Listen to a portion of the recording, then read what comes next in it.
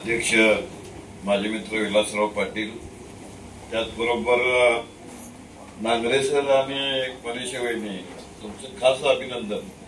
एवढी सगळी बारकी पोरं एकत्र सांभाळायचं हा मोठा महापराक्रम आहे. म्हणजे अकॅडमिक यश हा नंतरचा मुद्दा आहे, कारण बारकी पोरं काय करतील सांगता येत नाही. मी एकदा आकाशवाणीवरची एक दिवसाची आई म्हणून गोष्ट सांगितली होती. त्या गोष्टीतला नायक आणि लहान मुलगा तू एक दिवस आई कसा बनतो हे सांगितलं होतं. तर त्यातला लहान मुलगा त्या प्राध्यापकाला असं म्हणतो की मला ऊसाचे तुकडे करून द्या. मग हा ऊसाचे तुकडे करून देतो. तुकडे करून दिल्यावर ते पोरगे म्हणते आता होतं सोडून द्या.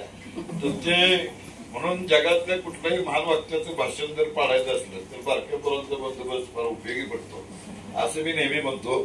तेव्हा मुळात ही सगळी मुलं एकत्र सांभाळल्याबद्दल तुम्हा दोघांचं मी अंतःकरणपूर्वक अभिनंदन करतो. त्याचबरोबर या दुसरा एक महत्वाचा छोटे छोटे प्रश्न मी तुम्हाला विचारेन, त्याची उत्तर द्यायची. पोरांनो सांगा, तुमच्यापैकी कोणाची आजी किंवा आजोबा पदवीधर आहे? हात वर करा. माझी आजी पदवीधर आहे. आजी म्हणतोय मी, वडील नाही. मला पदवीधर म्हणजे 15वी पास आहे. तुमच्यापैकी कोणाची आजी आजोबा? तुझी आहे.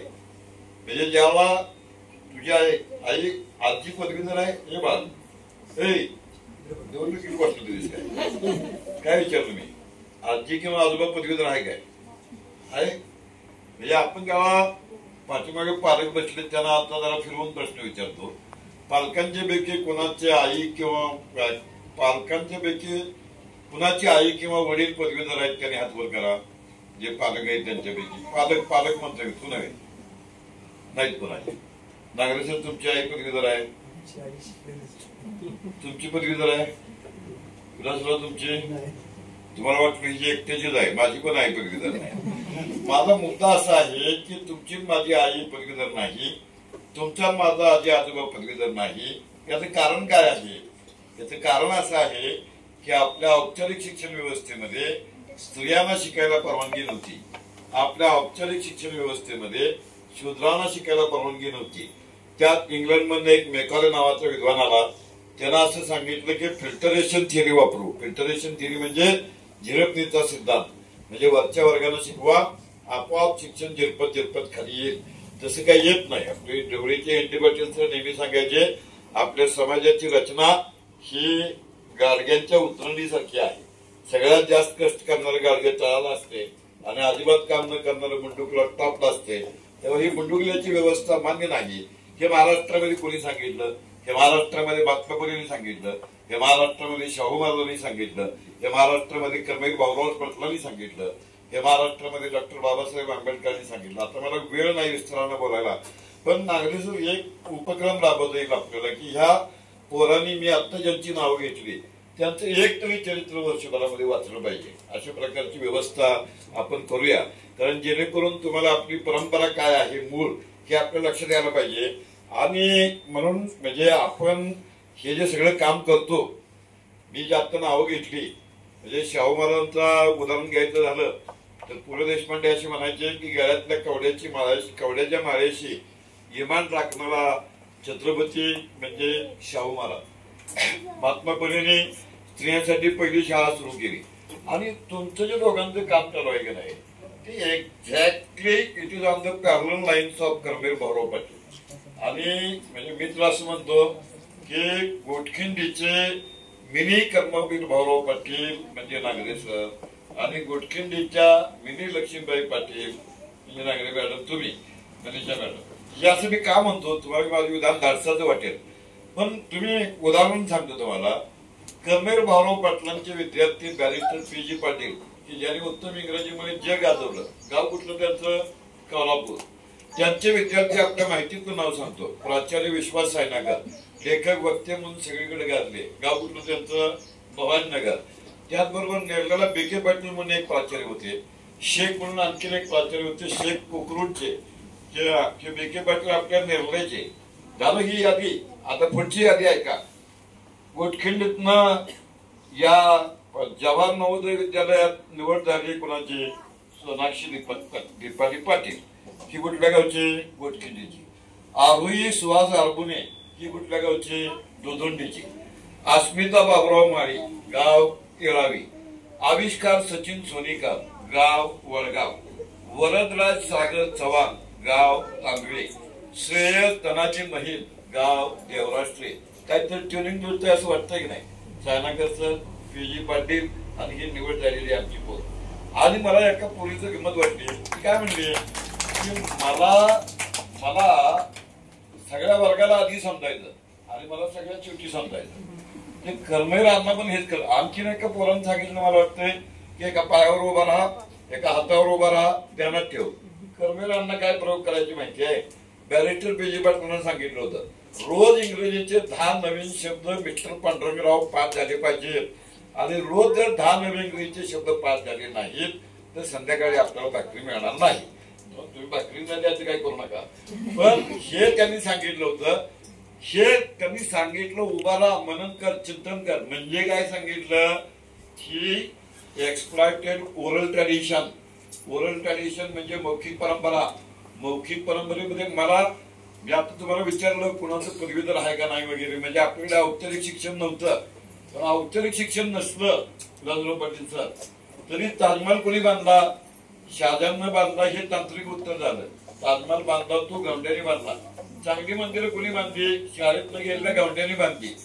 म्हणजे जे जे चांगलं आहे ते शाळेत न गेलेला बहुजन समाज करतो. आता अगदी ताजं उदाहरण सांगायचं तर भावईला आपण मुखवटे करतो. त्याच्या पाठीमागे स्टोरी काय आहे तर त्या देवीनं एका दैत्याचा पराभव केला.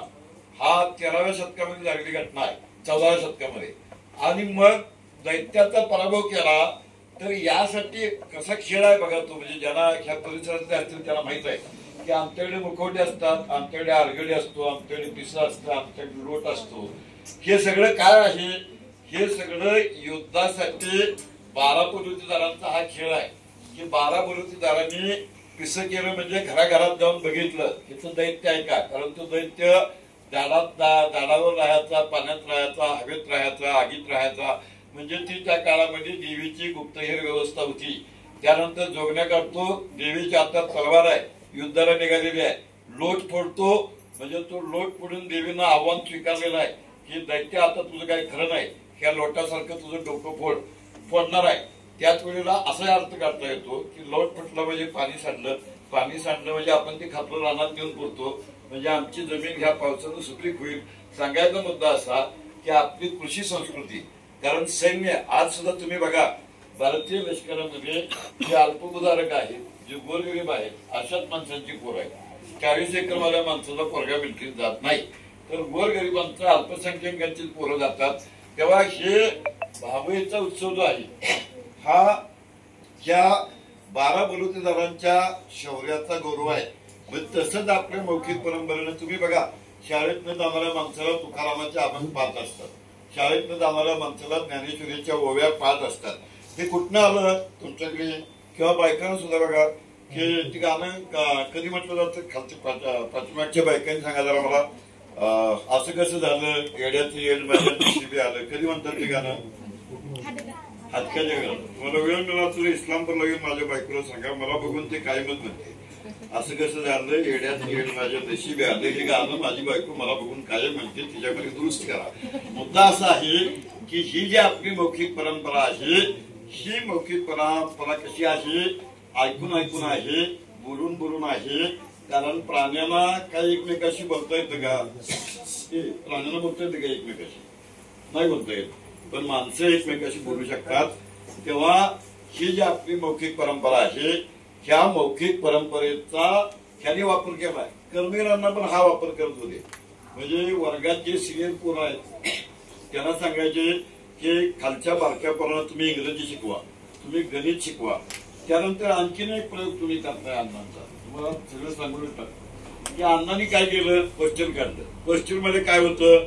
क्वेश्चन मध्ये सगळे पाटील, थोरात, चव्हाण, कांबळे, लोंढे सगळे एकत्र होते. म्हणजे तसं सगळ्या जातीची मुलं एकत्र असतात, एकत्र जेवतात, मुलं एकत्र खेळतात, एकत्र बोलतात.